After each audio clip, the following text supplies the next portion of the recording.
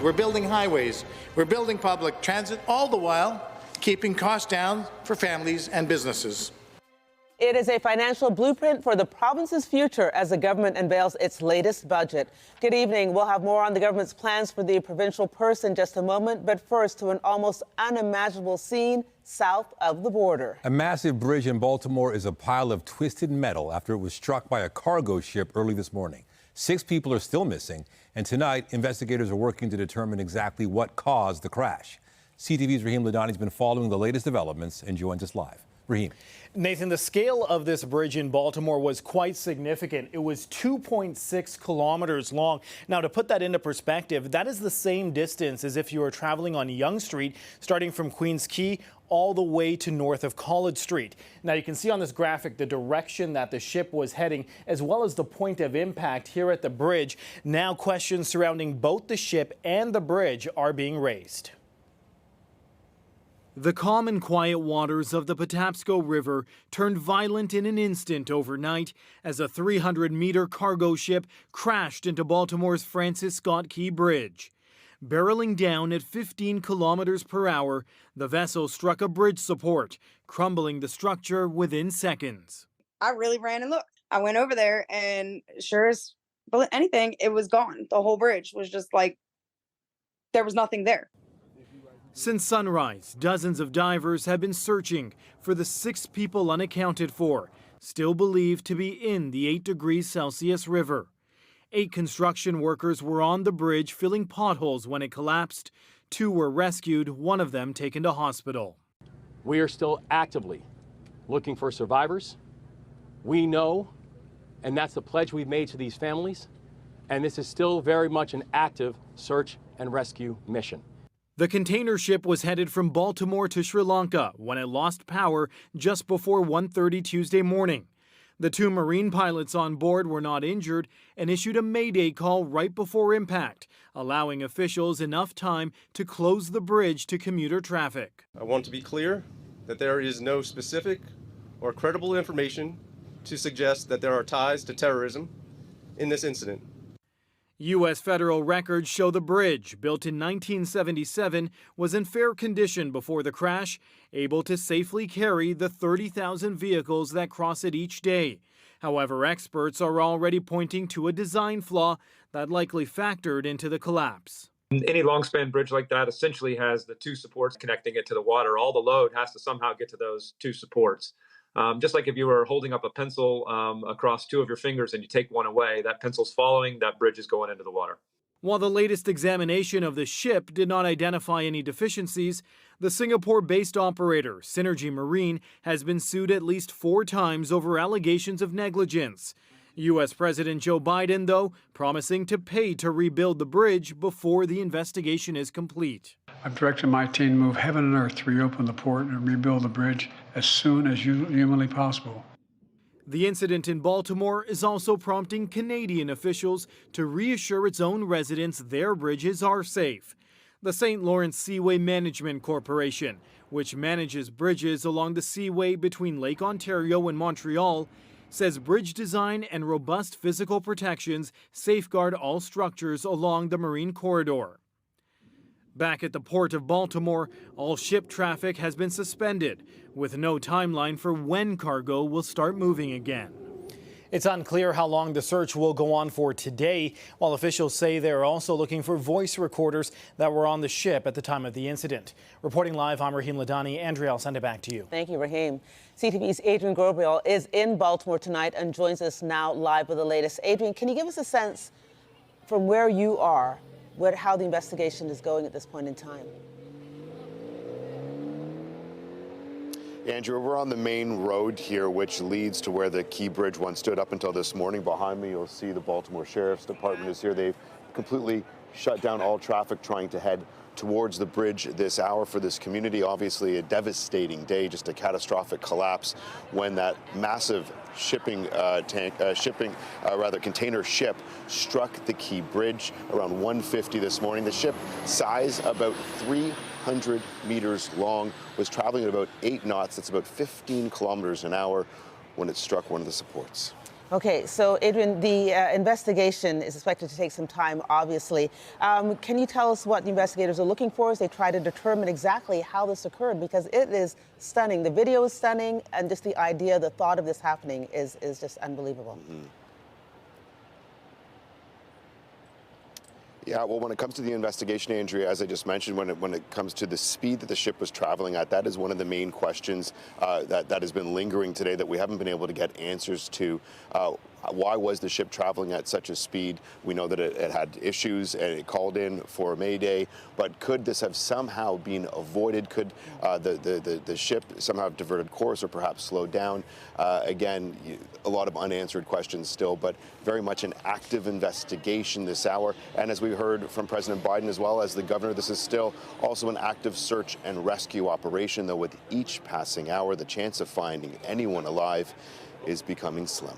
Now, of course, this is still an active scene, as you've just mentioned, but the effects will be felt for some time. Now, what could the economic impacts of the port being closed be? Yeah, well, this is a major bridge, as well as, you know, a major port for the Baltimore area.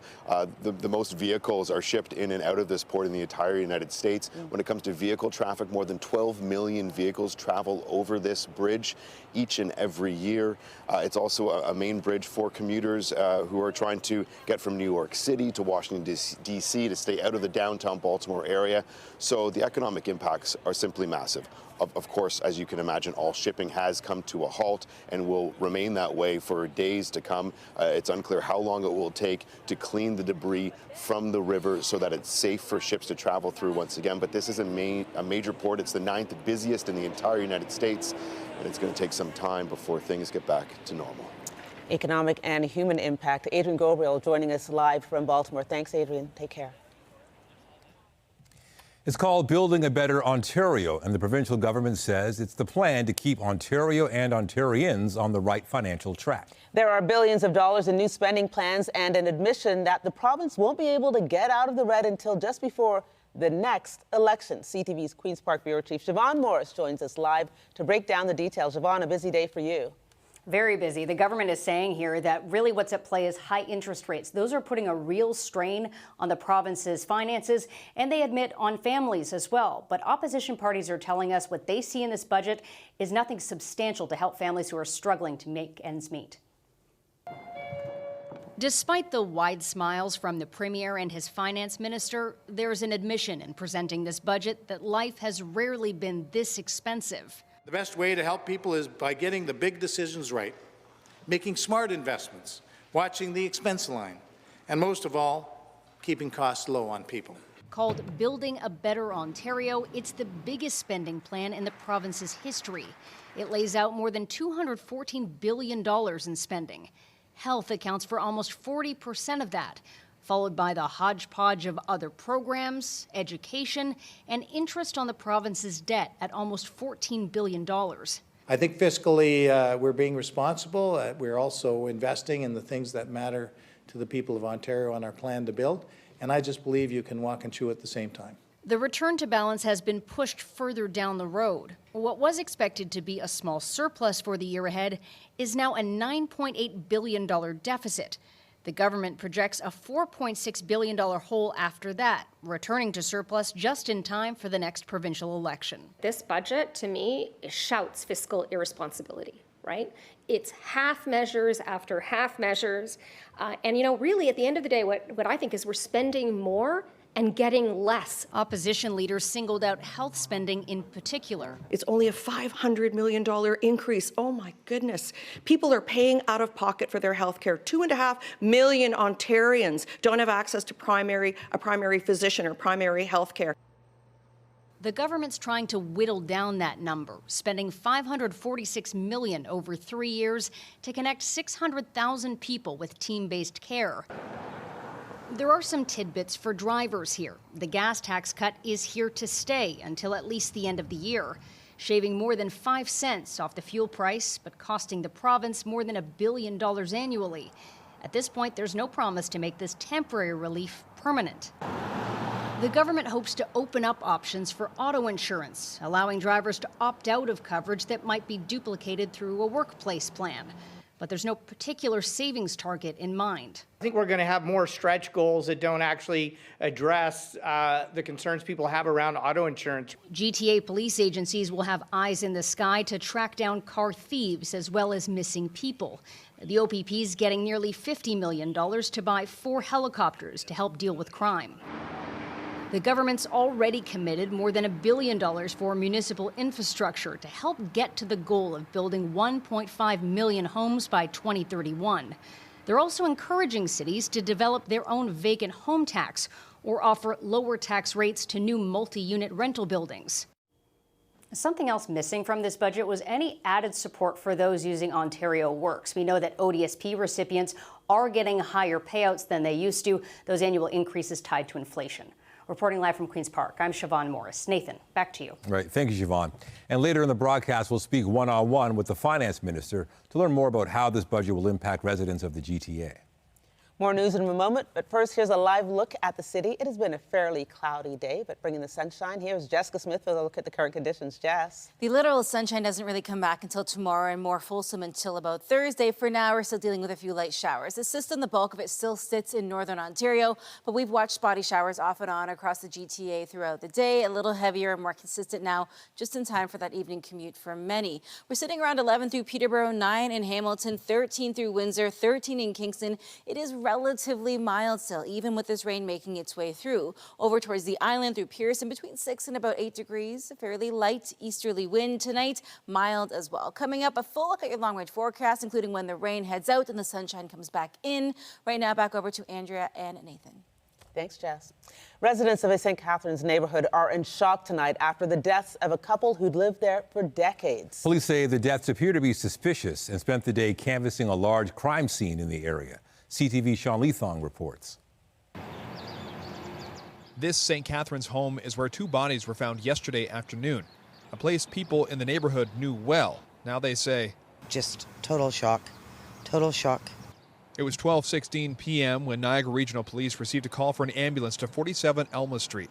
It was there they found the bodies. Homicide is investigating, but at this point, police are only saying suspicious deaths. There is certainly some more investigation that's ongoing. Postmortems are to occur today. At this point, we have not officially deemed it to be homicides. Police have not identified the victims. Today, multiple neighbors along Elma identify the couple who live in the home as Harold and Celine, well known on the street, having lived there for nearly 30 years. Harold always walked his dog every day and stopped at every neighbor. Known him for 23 years, and his wife Celine was just amazing, just a happy couple. He was like the watcher of the neighborhood. Friendly man, he loved dogs. Every dog in this neighborhood knows him. As the investigation continues today, the neighborhood is having a hard time making sense of it all. It's a surprise. It's something strange to happen in this area because this area is known as a really quiet and safe area. So far, there have been no arrests and no suspect information. And more than 24 hours after the initial call, a large police presence remained on the street. Beyond the house where the bodies were found, police have also taped off a large section of the park directly next door. They're not saying there is an immediate danger to the public, but they are asking neighbors to remain vigilant. I can tell you at this point, we're requesting the community to maintain a heightened state of vigilance for their personal safety and to report anything that they deem to be suspicious. This afternoon, police were actively searching the park near the home, fanning out across the field for a better part of an hour, while the street is having a difficult time processing what has happened. It's still not processing. You're just numb not knowing it. It's not the way it should be. And they hope to get answers soon. Sean Leathong, CTV News. Another day of testimony at the trial of Umar Zamir as jurors hear about more moments leading up to the death of the Toronto Police Constable Jeffrey Northrop. CTV's John Woodward will have more from court in just a few moments. According to the Ministry of the Solicitor General, 2 more beluga whales have died at Marineland. Officials say they were informed by the park the whales died sometime this month. At this point, it's not known how the whales died. 16 beluga whales and 1 orca have died at Marineland since 2019. Ontario's Animal Welfare Agency says it's been investigating Marineland since 2020. An adult and 3 youths have been charged following an alleged robbery and assault in Oshawa. Police say a phone and other items were stolen from a man at an apartment complex near Grenfell Street and Gibb Street on Saturday. The victim made arrangements to meet a female there. When he arrived, he was allegedly assaulted by multiple people. Suffering minor injuries, the victim fled and called 911, but as he waited for police, the suspects returned with a bat and hammer and made threats. They attempted to flee when officers arrived, but were arrested.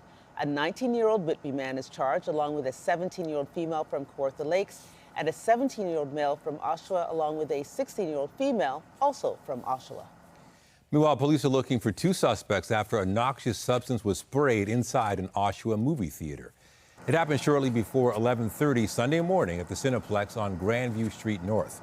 Police say 2 men entered a theater and sprayed what's believed to be pepper spray during a movie. People in the theater experienced minor irritation because of the spray. The suspects fled before police arrived, with one of them seen carrying a large knife. We're learning more tonight about the woman charged in a dog attack that left a child with life-altering injuries. Speaking to CTV News, the woman's former landlord says she tried to get help but feels the system failed. CTV's Janice Golding reports. Patrycja Siarek emerges from 23 Division, released on bail following an online court appearance relating to a life-altering dog attack on a 9-year-old boy. And CTV News has learned Siarek is no stranger to courtrooms or allegations of improper dog ownership. In fact, we found court documents detailing incidents dating back to 2021. Right after they moved in, there were dog complaints that started. Sabita Singh rented a condo to Siarek and her partner in 2021 and says what would unfold was a 6-month, $100,000 legal battle. Their dog ran into the elevator on its own, lunged at that individual and the puppy. Court documents show Siarek had 2 American pocket bullies in her unit, and on December 4th, 2021, one of the dogs was let off leash. It entered an elevator and attacked another resident and her dog, causing serious injuries to both. Justice Fred Myers also saying the incident leaves no doubt as to the vicious conduct of which the dogs are capable.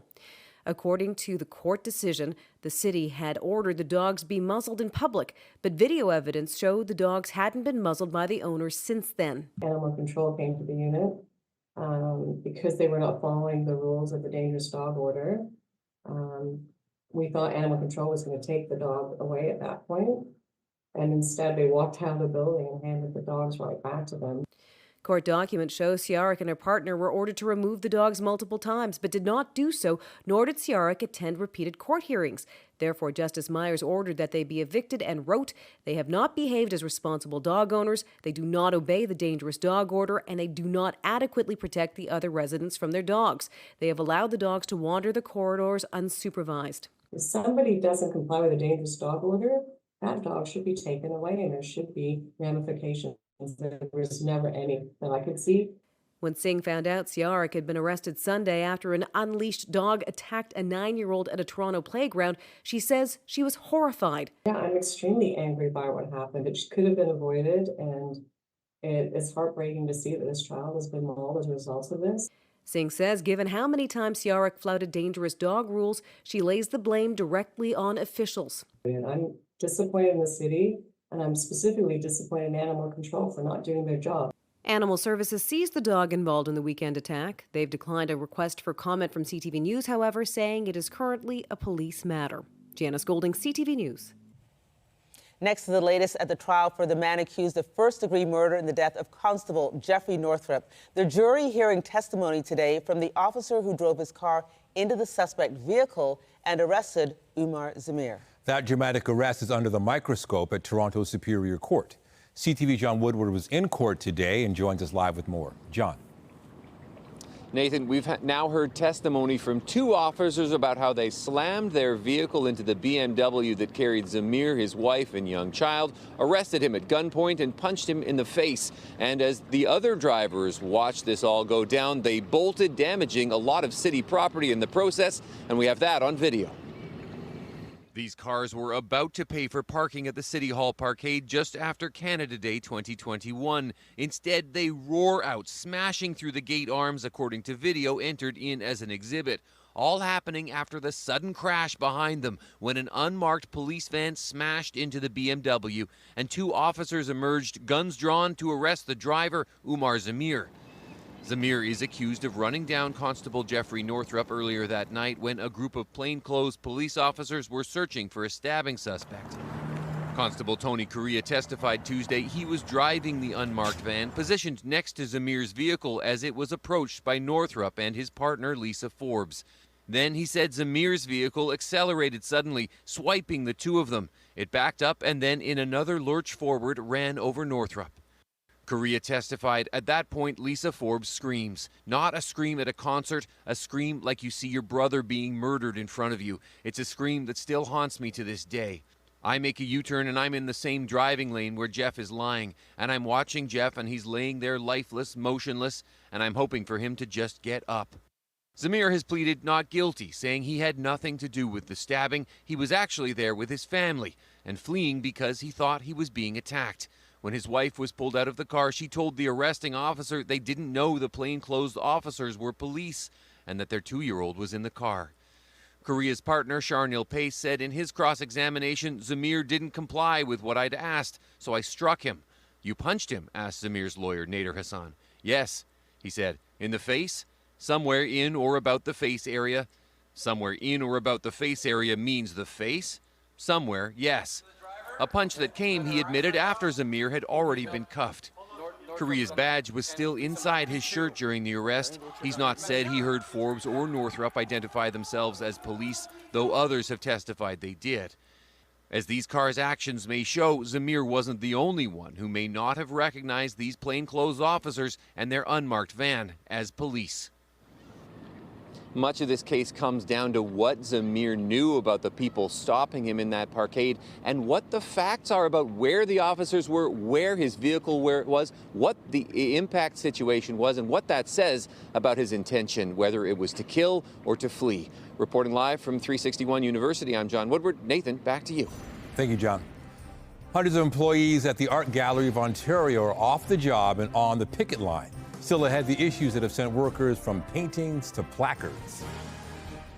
36 Canadians have escaped chaos in Haiti so far. They were evacuated by helicopter today. Gangs have intensified their rampage in the capital. It has been nearly a month since gunmen began targeting key infrastructure across Port-au-Prince. Yesterday, Ottawa announced an evacuation plan for Canadians.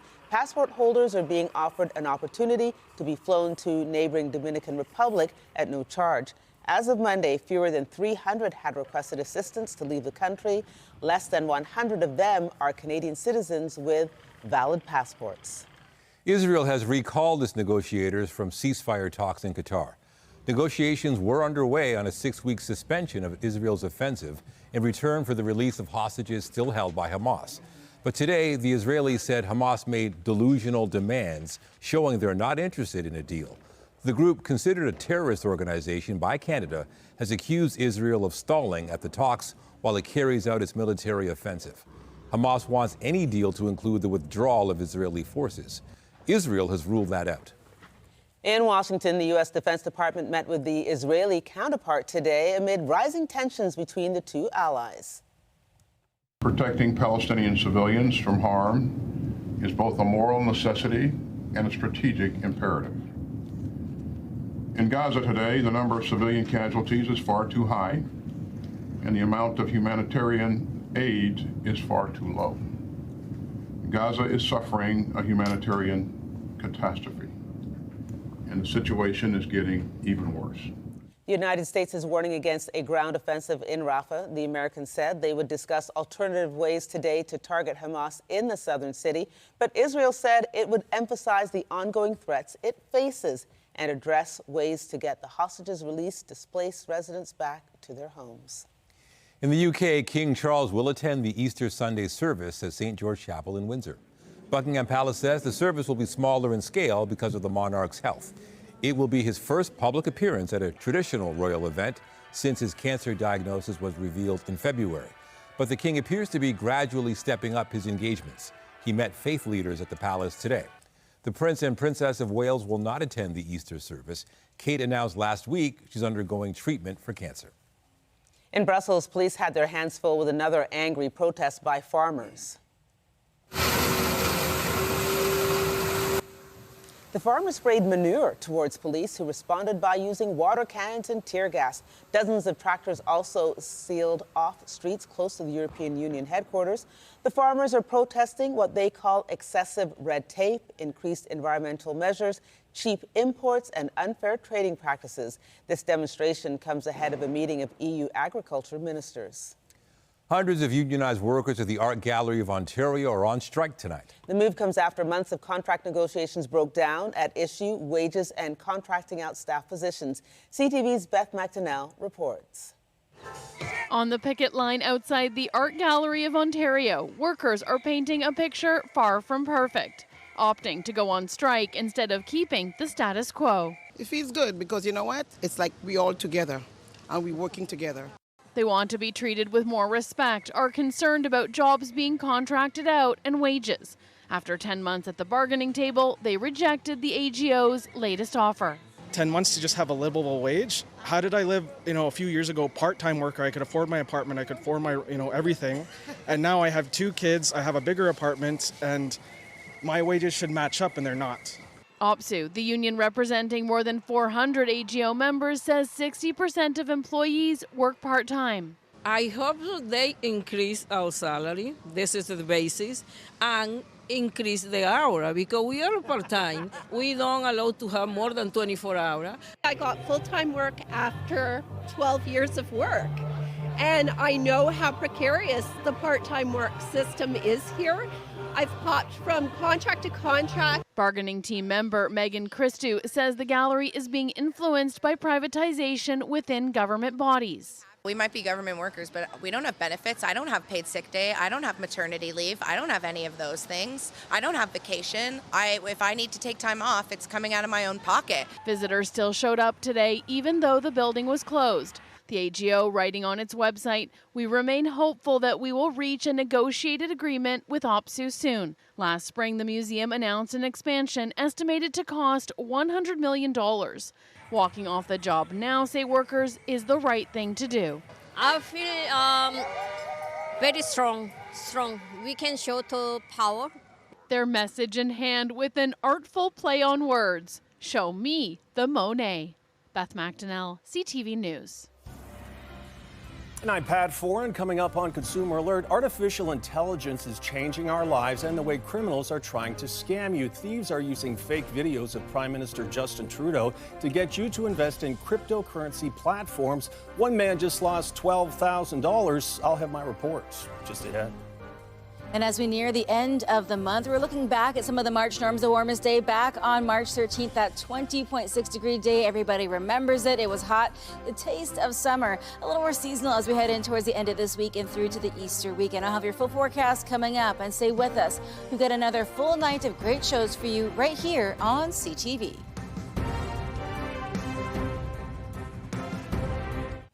Artificial intelligence is transforming the way some companies do business, but it's also helping criminals as well.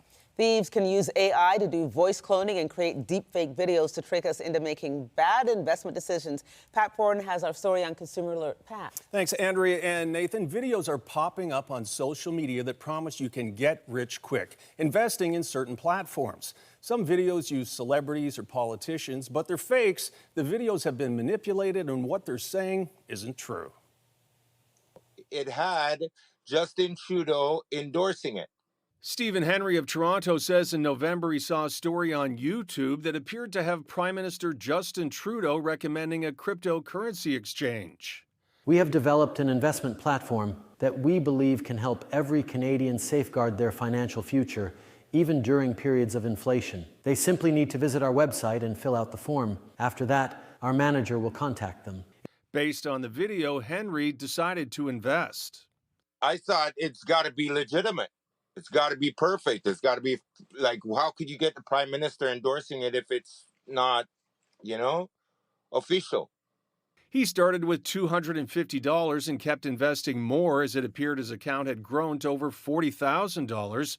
But the video was a fake. He couldn't take his money out, and he was scammed out of $12,000. When I try to get something back, it's the hardest process in the world. If you're not up on all of this cyber intelligence, you go about your day very aloof to what's going on behind the scenes, or I call it behind the screens.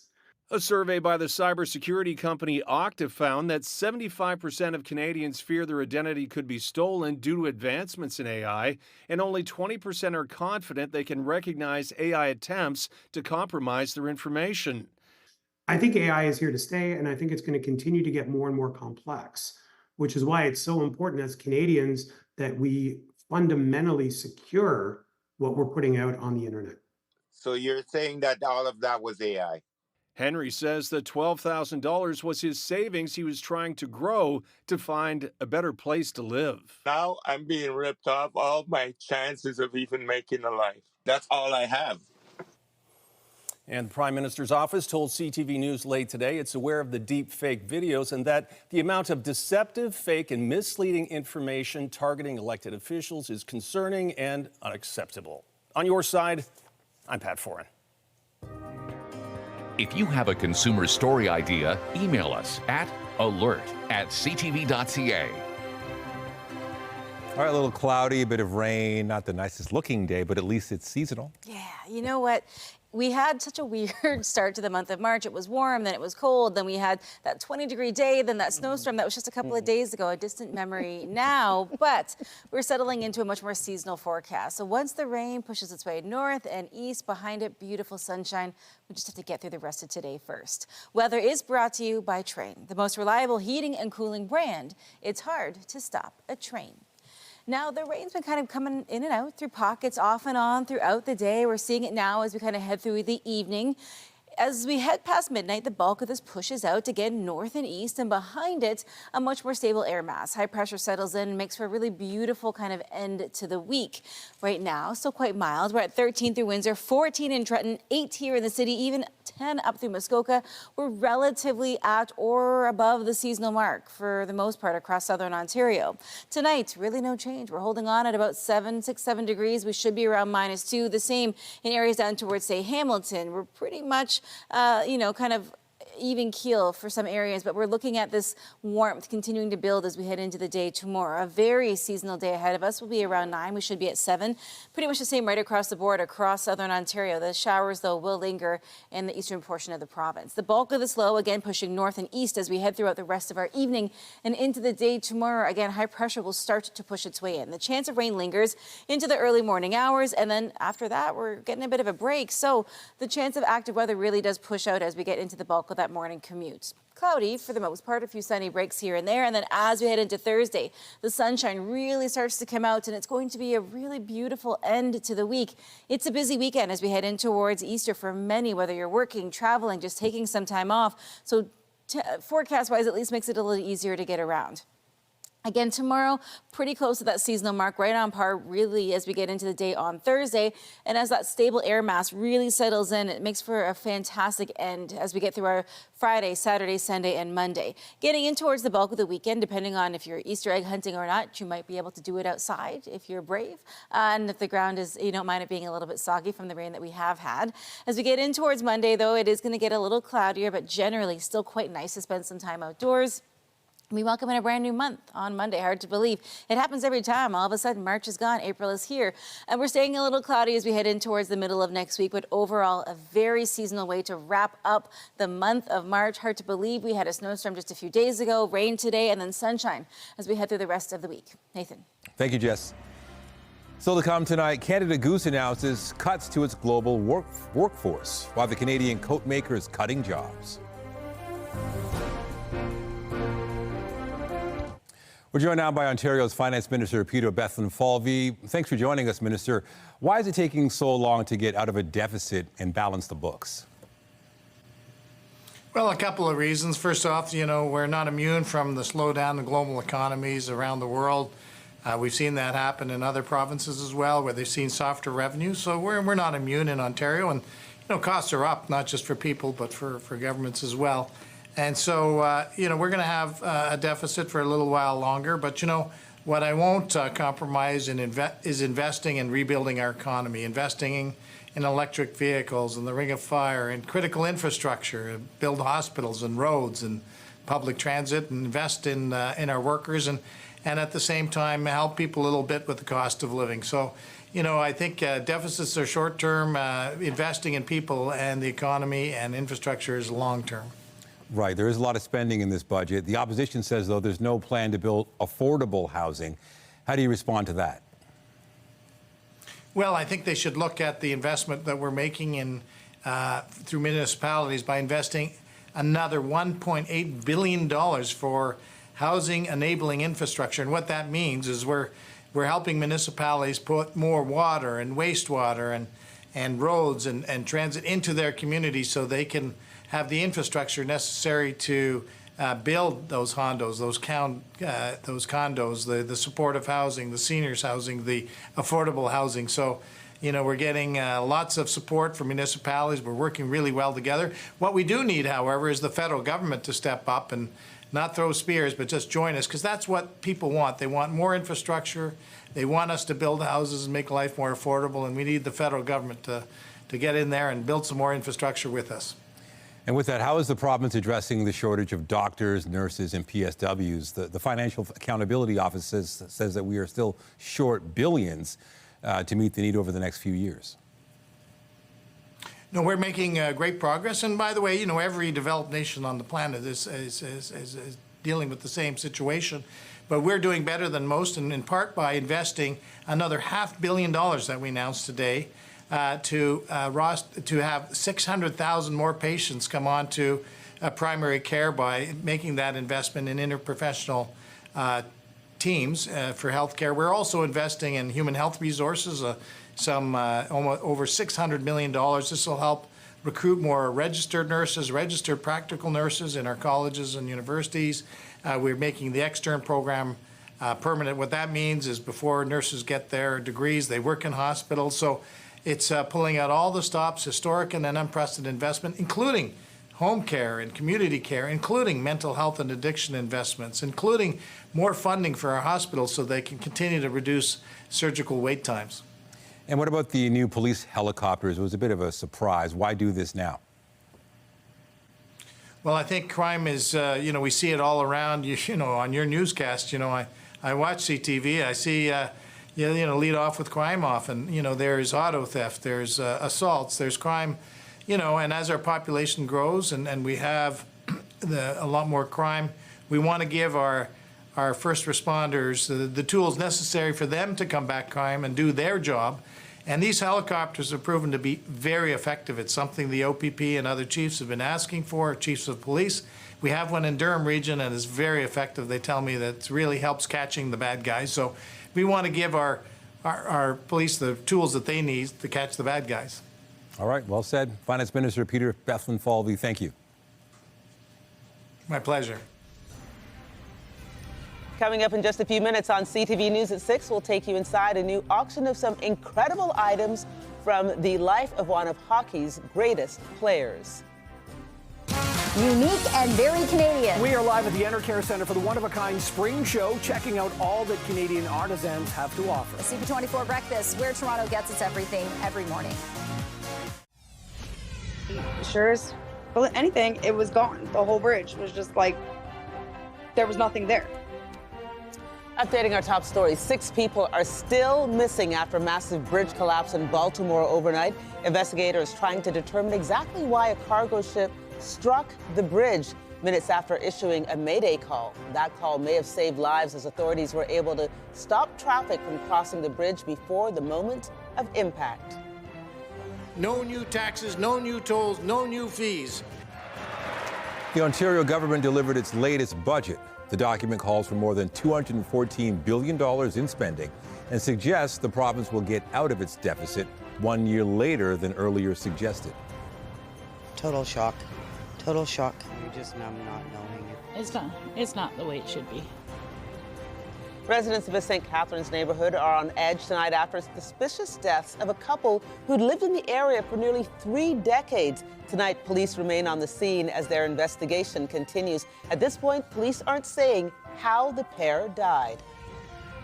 Remember to keep up to date day and night through our website, ctvnewstoronto.ca, and by downloading the CTV News app. And if you have a news tip, photos, or video of breaking news, let us know. In business, Canada's productivity is on the decline, according to Bank of Canada officials. With more, here's Paul Bagnell from BNN Bloomberg. A senior official at the Bank of Canada says declining productivity in Canada is now a, quote, emergency. Carolyn Rogers, senior deputy governor at the Bank of Canada, told an audience in Halifax today that weak business investment and a lack of competition are holding back Canada's productivity. Economic productivity is defined as economic output, or gross domestic product, measured against the inputs like labor and technology used to generate those outputs. Canada's record on productivity ranks second last among G7 economies. Rogers said improving productivity would create more jobs, higher wages, and reduce inflationary pressures. Let's take a look at some of the closing market numbers for today. The Canadian dollar was unchanged at 73.6 cents US. West Texas Intermediate crude oil traded down by 30 cents US to $81.62 per barrel. Western Canadian Select, the Canadian grade of heavy oil, rose by $1.30 US to $68.29 per barrel. As for stock markets, the S&P TSX Composite Index in Toronto closed down today by about 30 points to slightly more than 21,912 points. That's the latest in business. I'm Paul Bagnell at BNN Bloomberg. The Business Report is brought to you by Canadian Western Bank, the bank built for business. One of this country's most internationally recognized retailers has announced job cuts. Canada Goose is laying off about 17% of its global corporate workforce. The luxury parka maker says the move was made to put the company in the best position for the future. Officials say they expect the change will result in immediate cost savings, simplify organizational structure, and increase efficiencies. It is not said how many employees are losing their jobs. 10 programmers have quit the Hot Docs Film Festival. The group describes a toxic workplace, saying the organization failed to respect protocol and dismissed or diminished team members' voices. They also claim they were expected to work in a chaotic, discriminatory environment. The Hot Docs president acknowledged she prioritized change rather than taking care of her people and says that was a mistake. Marie Nelson says she would like the programmers to return. Tonight, the Mayday call that preceded the collapse of Baltimore's biggest bridge. The path to normalcy will not be easy. The disaster sparking safety fears about the durability of key infrastructure. That story and more later on CTV National News. And a reminder, the CTV News at 6 podcast is available as a download every weeknight. And a special greetings to those of you listening to the newscast live on News Talk 1010. It's a chance to own some hockey history from one of the greatest players who ever played the game. From pucks to photos, clothes to clocks, dozens of personal items from the late Gordie Howe, along with those of two of his sons, are now up for auction. CTV's Mike Walker has a preview. Detroit's Gordie Howe. Known as Mr. Hockey, Gordie Howe is among the best to ever play the game. And unique artifacts from his career that span 6 decades are now up for auction. Gordie Howe and what he meant to the sport was just amazing. And to own an artifact, something that was Gordie's, some stuff that dates back to the 1940s, it's just a rare opportunity for a hockey fan. Hirsch Borenstein with Frozen Pond is hosting the online auction that includes game-used jerseys worn by Howe and his sons Mark and Marty when they played for the Houston Aeros of the WHA. You can see by the puck marks and the wear on them that these things were beaten up pretty badly. But, you know, Gordie Howe's jersey for an entire WHA season. Also a miniature Stanley Cup awarded to Howe by the owner of the Detroit Red Wings in honor of his 4 Stanley Cup wins with the team. Commemorating his Stanley Cups in 1950, 1952, 1954, 1955.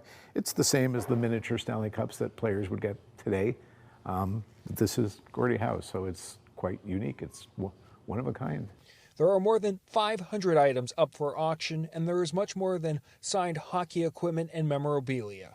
Several pieces are from Howe's personal collection, including a personalized license plate and letters from past presidents and former Prime Minister Brian Mulroney. All of it saved over the decades by Howe's wife. She was actually the first woman agent. She was Gordie's agent. She kept everything. The net proceeds from the auction will go to the Howe Foundation, which supports initiatives to help kids get involved in sports and provides tools for women pursuing careers in the business of sports. The Howes were big into sports and promoting the game of hockey. Unique artifacts keeping the legacy of Gordie Howe alive. Mike Walker, CTV News, Vaughan.